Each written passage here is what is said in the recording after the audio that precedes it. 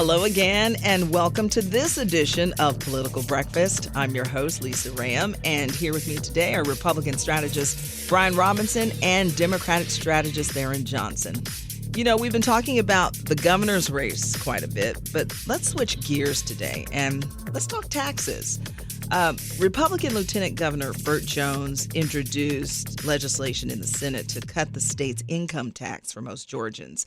His proposal includes phasing out the tax over the next 6 years, fully eliminating it by 2032.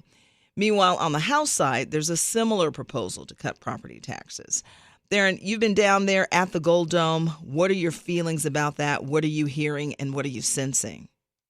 It's picking up some traction, and what's happening under the Gold Dome right now is that you have two proposals coming out of the Senate. Appropriations chair of the Senate, Blake Tillery, has been leading the charge. B-Rob, when he stops me at the bottom of the South Steps in the Capitol and wants to tell me that he heard our commentary and for me, Lisa, to be seen talking to the appropriations chair of the Capitol, who, by the way, is a Republican, that's good for business. Did you take a snapshot? Did you take a snapshot? Well, Republicans these days, they don't like too many pictures. They don't want to. I always tell them, Lisa, I say, you don't want to talk to me too long. I don't know if I help you in a Republican primary.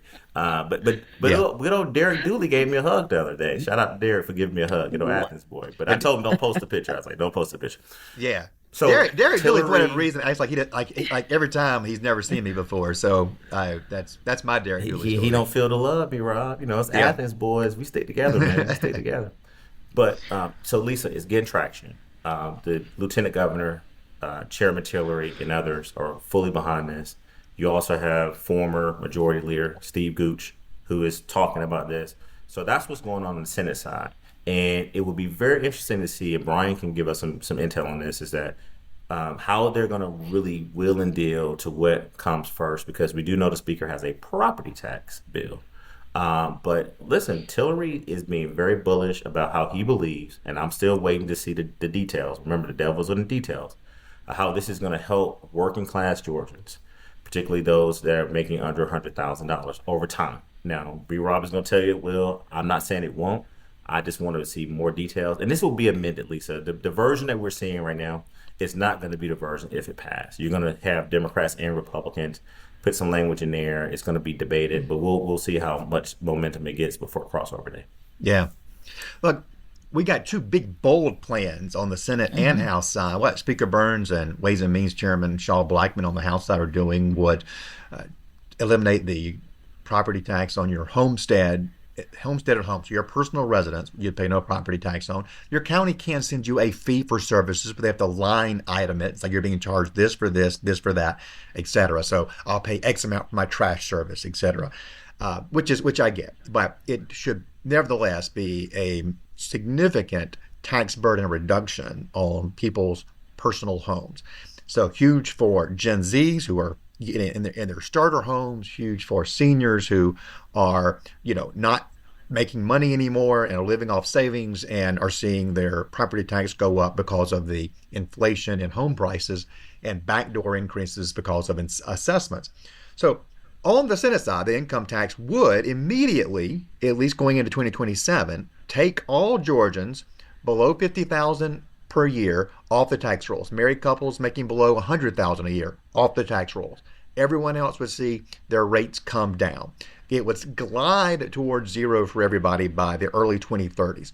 But there would be an immediate removal of the tax rolls for those 2/3 of Georgians who are either married making below 100 or single making below 50. That is significant. Now, there's a very serious revenue hit there. Chairman Tillery was on the radio last week, and he was talking through some of the tough choices that are involved because, of course, there are trade-offs. We do have to pay for schools. We do have to pay for some of essential government services. And what he is targeting is tax credit programs that he describes, these are his words, as corporate welfare. So he is going to say, let somebody go and defend tax breaks for businesses when I am proposing a tax break for families. So that is his political framing of this. The Burns, Shaw, Blackman side on the House is, look, the number one complaint from voters on taxes is property taxes. That's what's been raising what's been rising the most over recent years, whereas our income tax burden has continued to go down. So that's how they're framing it, that this is voters' top concern. So I think one thing we can almost guarantee, we don't know what the final plan will be. We don't know whose cake we're going to eat. But I do know that we're not eating all of this cake, right? We can't do all of this. There's going to have to be some negotiation. But Republicans have talked so much about tax relief that I do think something has to get done this session. They can't just say, oh, you didn't pass my plan, it's going to die in the House. Oh, you didn't pass my plan, it's going to die in the Senate. They've got to come together at some juncture and pass something and then go into the general election with a really strong message on affordability. Well, yeah, Tharon, you said all of this is gaining some momentum, but I don't know, in your view, do you think any of this is going to pass the finish line? It's going to come down to prioritization. What you've seen is that the speaker, and I'm glad B-Rob was very, I think an honest broker there on the tax relief, because you saw local government officials, local government agencies come out right away and say, well, wait, hold on. If you take away our property tax revenue, you start hurting our budget. I mean, these cities and these counties depend on that revenue. They depend on that revenue to not only fund their basic services programs, but they're also their general services budgets. And so the speaker is going to have to really explain like how this may or may not be taking away local control. But on the sales tax side, Lisa, it's so confusing. And I think that there's going to be an argument made by Democrats and some Republicans that this is not a model that we need right now. And then is it really a tax generating revenue opportunity that really fits all Georgians? And so, when you look at what's happening in Florida, but they've totally eliminated the state tax, income tax. You look at what's happening in places like Tennessee. Does that correlate to what we depend on and how the state budget, Lisa, is funded? I mean, we're talking about a $38 billion budget, and a lot of that budget is dependent upon tax revenue, right? It's dependent on income tax. And so when you start to have a phased approach, I think about working class people. I think about people who are now struggling to get jobs, but also, is it something that small businesses and big businesses can really perceive as being favorable to them? So again, let's check back on this when it gets closer to crossover day. Right now, you're seeing a huge push for other bills. The speaker's also talking a lot about literacy. He wants a literacy coach in schools around Georgia. I'm doing B-Rob's job for him. The speaker does. I always like when I give him a little shout out. But then you got the Senate that are hilarious. That are trying to do some things too. So it's going to be how much can get done before crossover, and then what sort of horse trading, deal making go on. And the speaker has been very specific. He wants this done. The lieutenant governor and the appropriation chair said he wants it done. So how are those two chambers going to get along going into the final days? Yeah, Brian, I'll ask you the same as we wrap up. A lot of talk now. It seems like it's getting momentum, but sine die is always a different story. But do you think any of this will cross the finish line? I think we're going to see the Senate plan get out of the Senate before the crossover day, which is day 28 of the General Assembly, which I think is coming up probably in 2 or 3 weeks, Tharon. Is that right? 3 weeks, maybe? That's right. Yeah. And I think you're going to see the House get out a property tax plan by crossover day, too. So it'll go to the other bodies, and then the negotiations will begin. I do think Governor Kemp's going to have to step in here and play a role as a referee and arbiter of what it's going to be. Maybe he'll want to take a little bit of this and a little bit of that. And he may say, look, we're going to have a new governor coming in. Let's not do any. Let's do some tax relief. Yeah. Let's wait to do something major for the next guy or gal. Right. Let's let them make that decision. And we're going to be a little more, take a more conservative small C approach to how we do it this year.